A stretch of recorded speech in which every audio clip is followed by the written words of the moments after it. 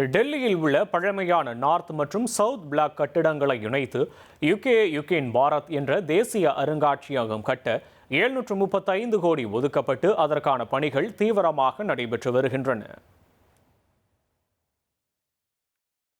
இந்தியாவின் 5000 ஆண்டுகால பழமையான வரலாற்றை விளக்கும் வகையில் 950 அறைகளுடன் மிக பிரம்மாண்டமாக தேசிய அருங்காட்சியகம் அமைக்கப்பட்டு வருகிறது.